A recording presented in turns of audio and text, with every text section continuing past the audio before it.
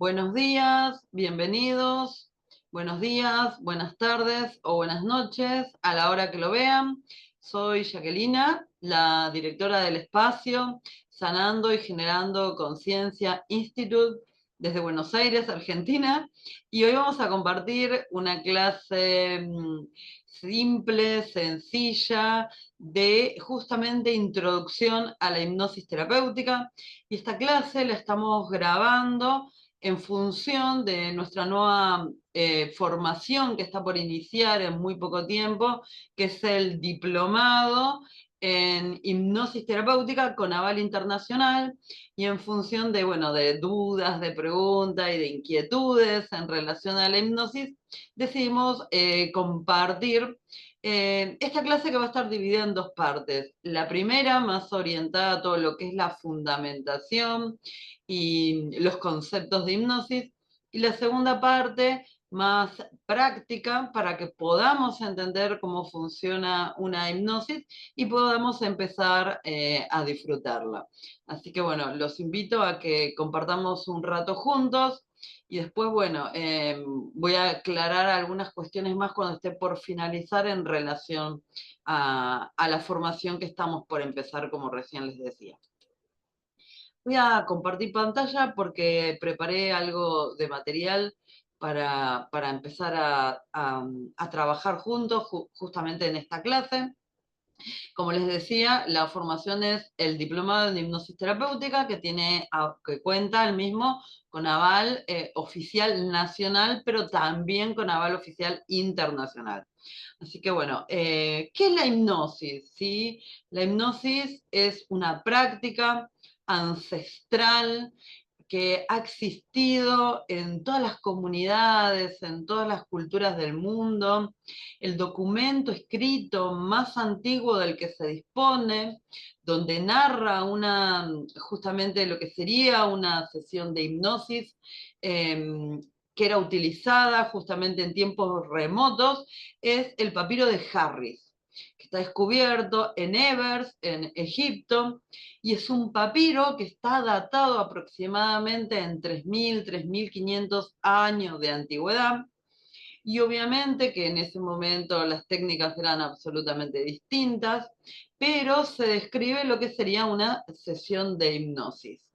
Y en la imagen podemos ver a una persona que está como en estado de somnolencia y otra persona justamente que le está como leyendo un texto. Entonces, justamente en este papiro cuenta cómo los antiguos adivinos egipcios dominaban estas técnicas que eran absolutamente distintas de lo que utilizamos hoy en día, pero que de todas maneras igualmente siempre se utilizaban con finalidad terapéutica.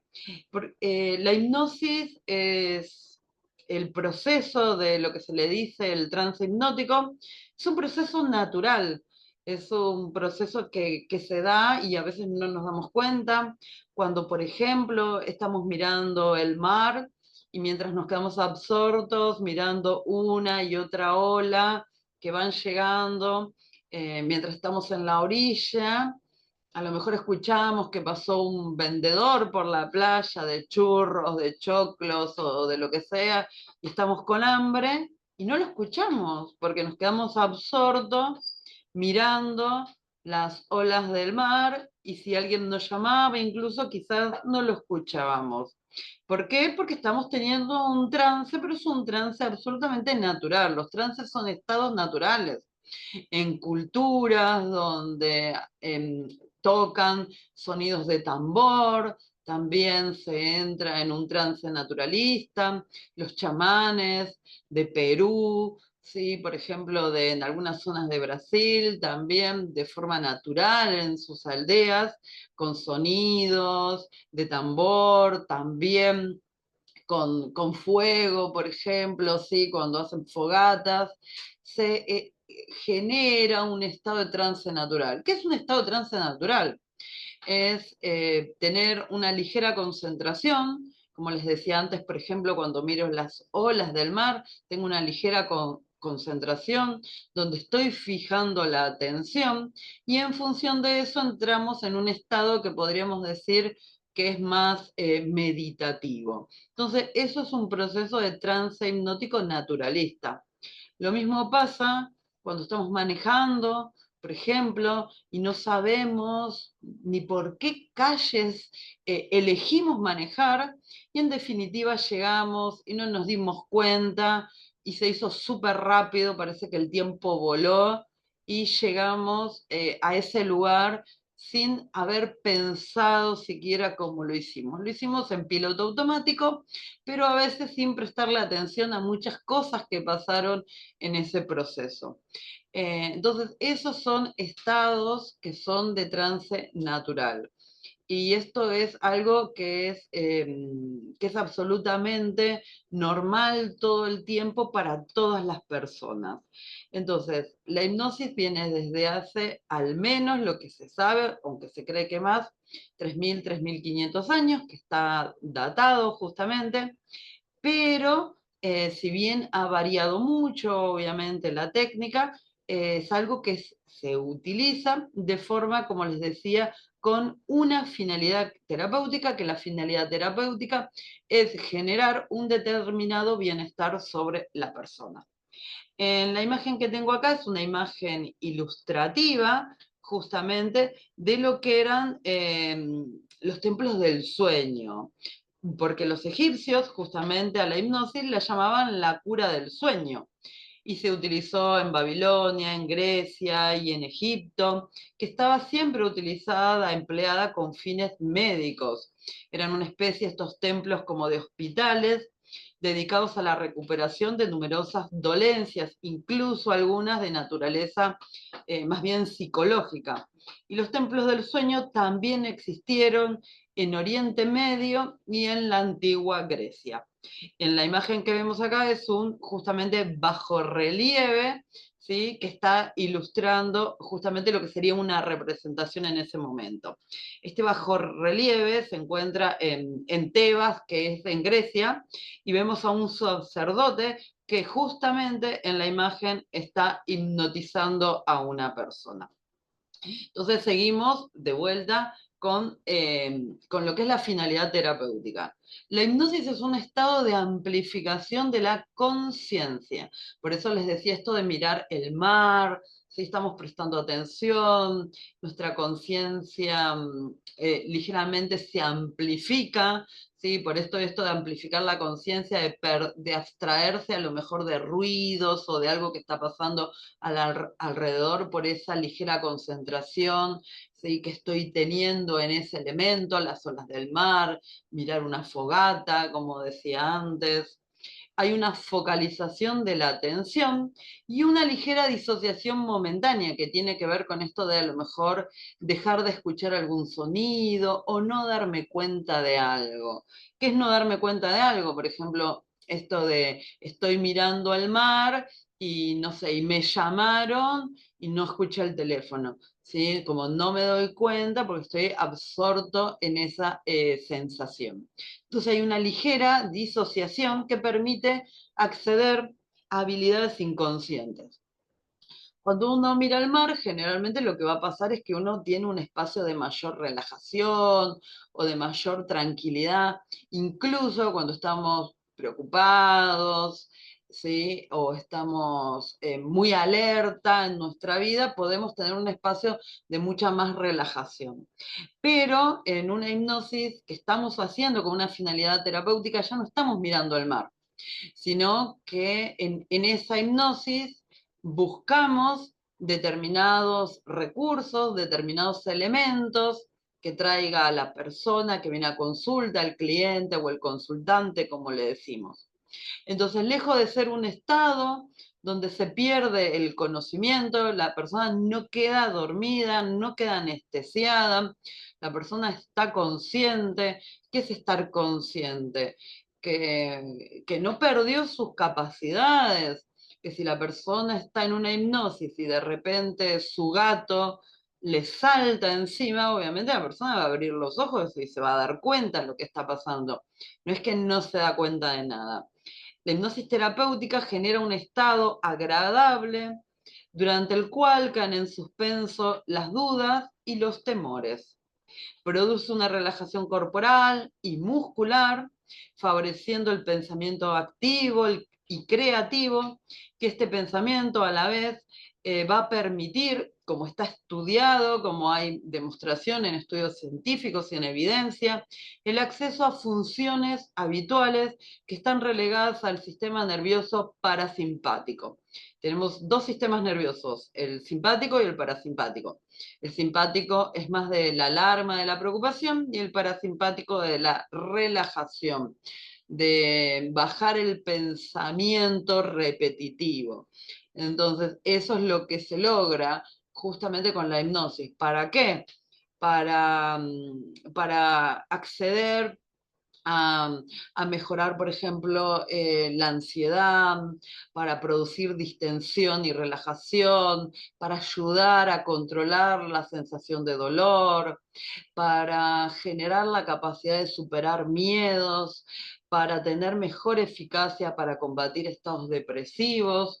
Entonces, el acceso al sistema nervioso parasimpático a través de estos elementos, de la atención, de la concentración y de una ligera disociación, va a permitir el acceso a nuestro sistema parasimpático y ayudar en eso que la persona está necesitando. Por eso decía, puede ser superar un miedo, puede ser trabajar la ansiedad, puede ser a lo mejor ayudar con una sensación determinada de preocupación, ¿sí? Entonces, este tipo de hipnosis es llamada naturalista y está orientada justamente, como recién decía, a la persona, ¿sí? No tanto al inicio de su problema. Cuando las personas empiezan otros tipos de abordajes, es muy común tratar de buscar lo que desencadenó. Por ejemplo, una fobia, si una persona le tiene una fobia a una araña, se trata de, en otros abordajes, de buscar cuándo empezó esa fobia, ¿sí? O qué la originó. Y la verdad es que a veces se puede llegar y otras veces, aunque se llega a saber cuándo empezó por primera vez la fobia a las arañas, conocer cuándo inició esa fobia no hace que la fobia desaparezca. ¿Sí? Porque, ok, yo sé desde cuándo tengo fobia a las arañas, pero la fobia sigue ahí. ¿Sí? Y a veces no se puede llegar a saber cuándo empezó la fobia.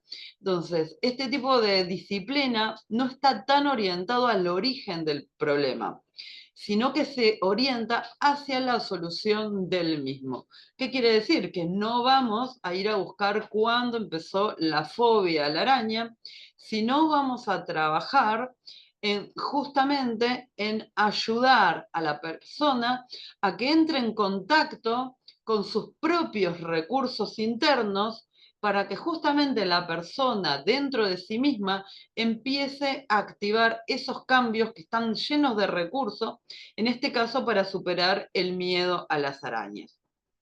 Entonces, en esta disciplina no se trabaja tanto con las indicaciones o con el razonamiento. ¿Qué quiere decir las indicaciones? Esto de decirle a la persona, por ejemplo, bueno, tenés que ser valiente, no le tengas miedo a las arañas. Obviamente la persona sabe que las arañas le dan miedo, entonces decirle lo que tiene que hacer a veces es medio absurdo o a veces también es contraproducente.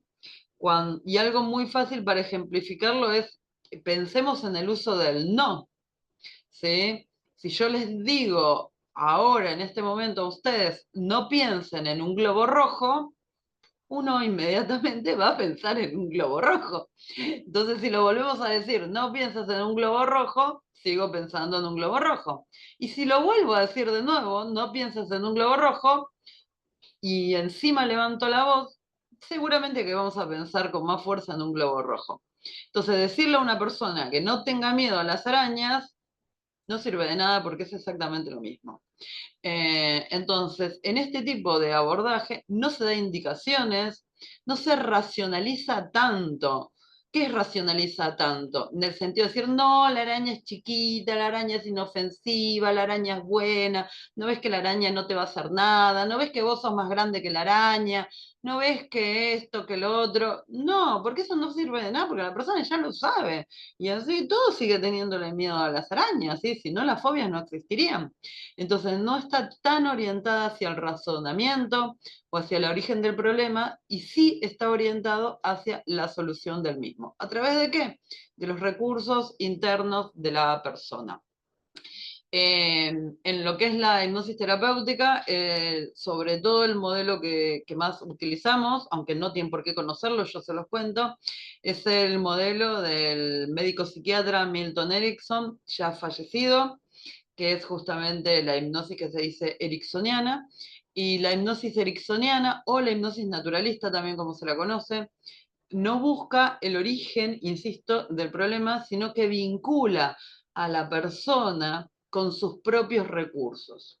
¿Qué es vincular a la persona con sus propios recursos? Si yo a esa persona que tiene miedo a las arañas le digo, no, pero vos sos valiente, lo más probable es que la persona o no se lo crea o sepa que es valiente, pero no puede controlar el miedo a las arañas. Entonces, la hipnosis es un estado donde buscamos esta ligera concentración, esta relajación y esta disociación a través del uso del lenguaje.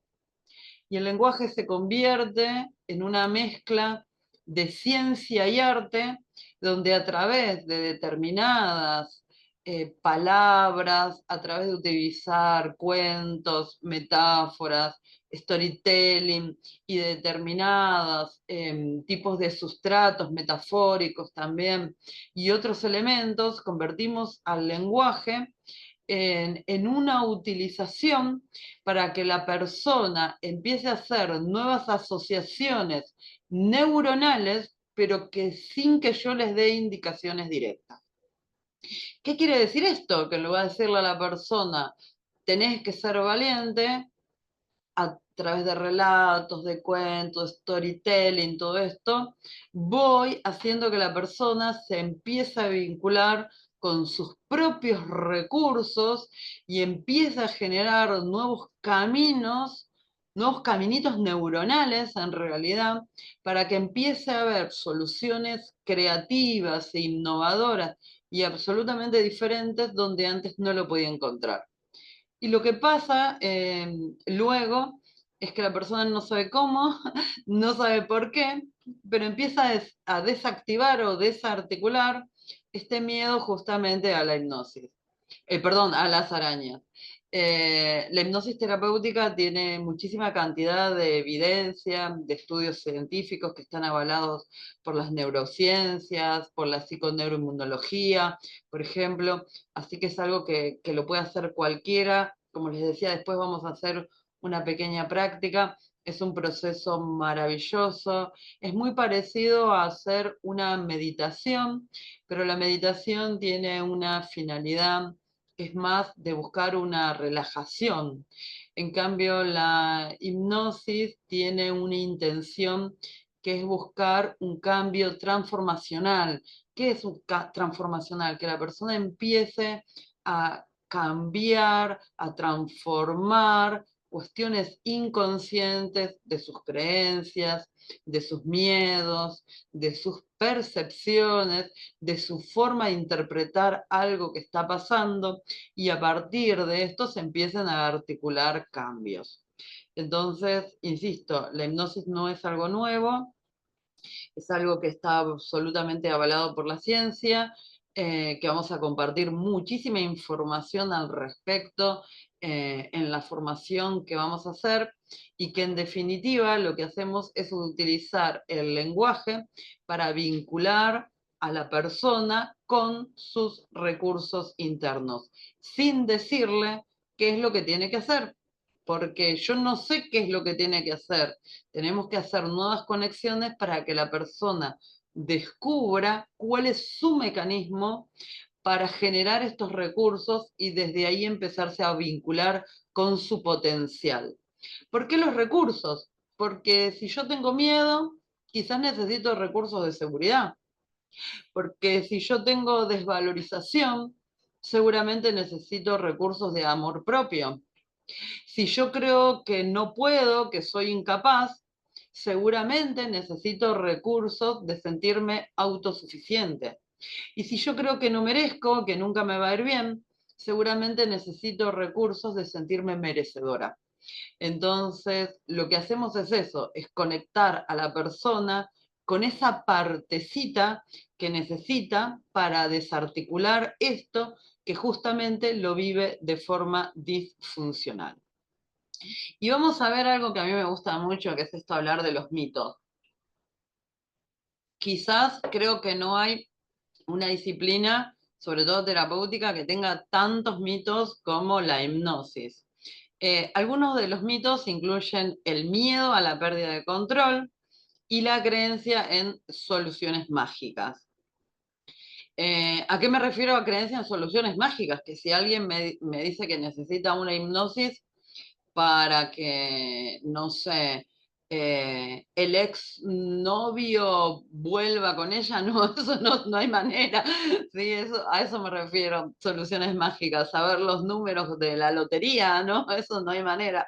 Pero, pero también hay mucho miedo en relación a la pérdida del control. Y esto lo quería traer para que sepan de dónde viene. Viene de una novela.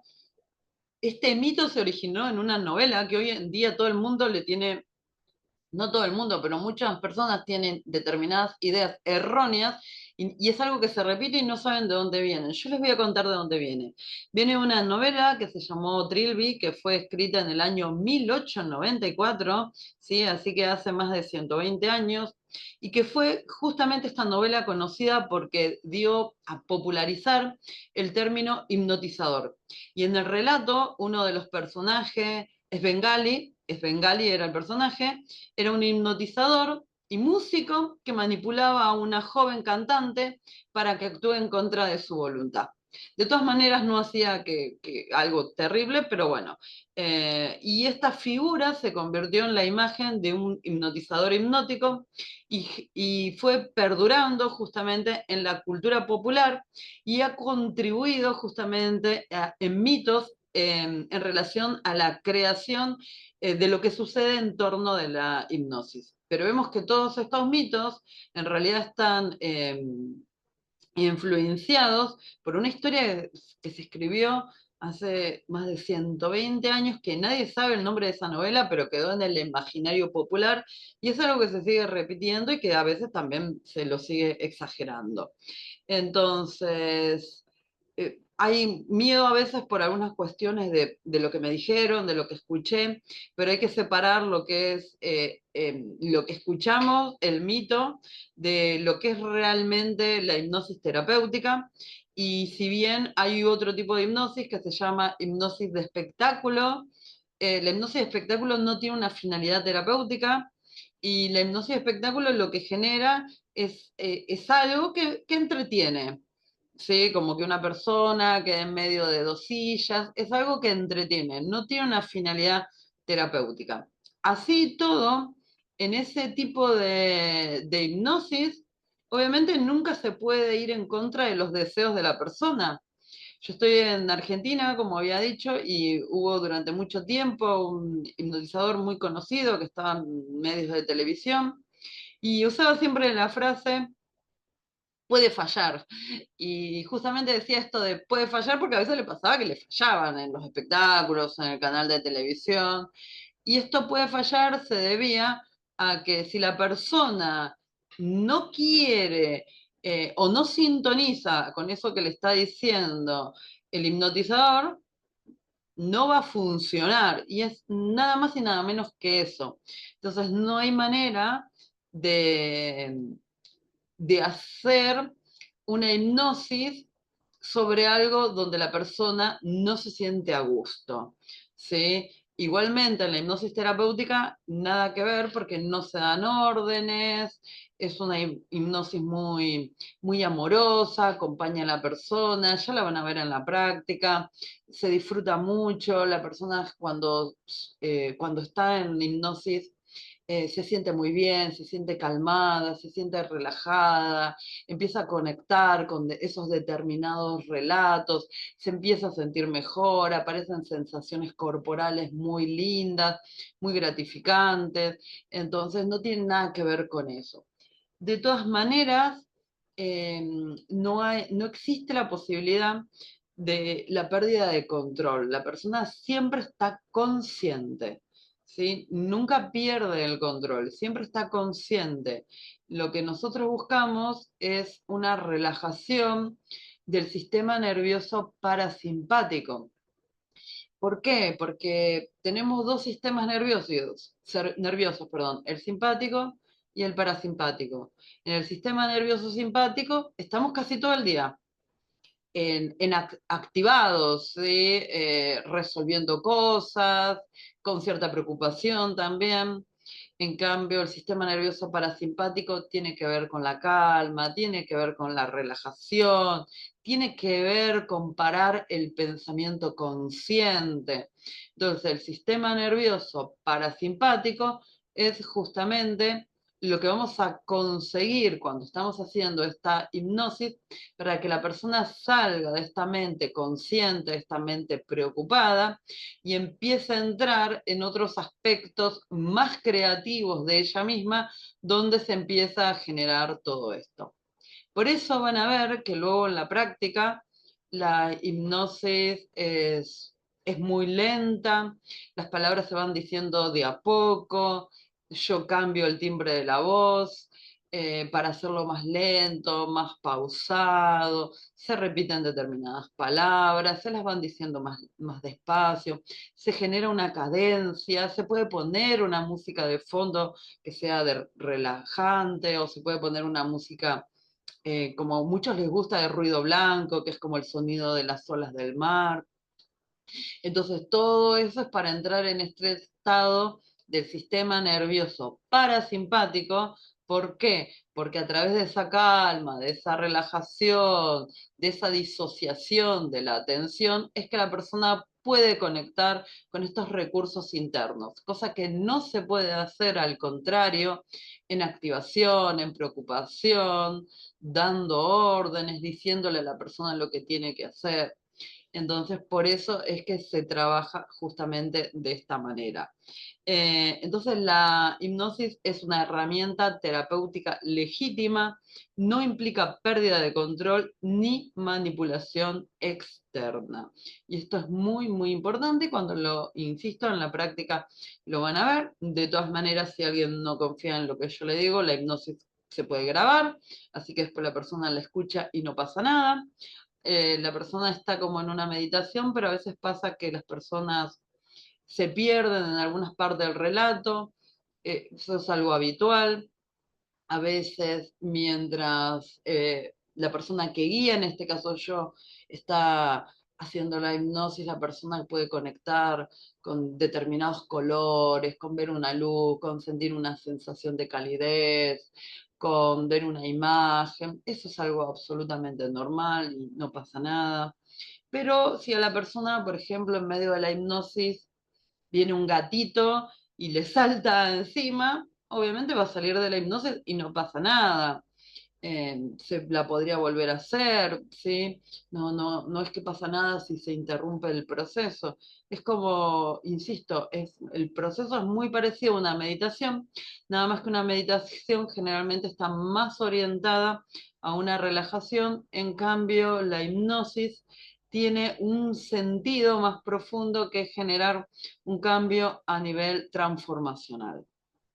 Así que esto es lo que vamos a trabajar en la formación. Tiene, bueno, como siempre, como todas nuestras formaciones, tenemos muchísima cantidad de testimonios compartidos en las carpetas de historias destacadas de nuestras cuentas de Instagram. Tienen cantidad y cantidad de testimonios, tanto de consultantes que se han atendido de forma particular, como de alumnos que forman parte de mis formaciones. Como les decía, la formación tiene dos aval, nacional e internacional. es un complemento maravilloso para cualquier persona que quiera acompañar en sesiones de consulta personalizada. Es una gran herramienta para coach, para terapeutas, para biodescodificadores. Yo soy docente en biodescodificación también y es una gran herramienta. Siempre sentí que era una herramienta que complementaba perfectamente con biodescodificación, pero si tengo alguna otra disciplina y lo quiero utilizar, también lo puedo utilizar. De hecho, yo tengo una paciente que es odontóloga y está haciendo también la formación de hipnosis. Tengo profes de yoga, tengo una médica fisiatra, tengo personas de cualquier formación y también personas que no tienen ningún tipo de formación en ningún ámbito de salud o terapéutico. Muchas personas lo hacen por un conocimiento personal, pero también muchas personas lo hacen más allá de que no lo vayan a usar en sesión de consulta para aprender a hacerse autohipnosis, porque uno obviamente se puede grabar y se puede ir haciendo sus autohipnosis para hacerse autohipnosis y para ayudarse frente a esas situaciones donde a lo mejor se sienten que están con algunos obstáculos.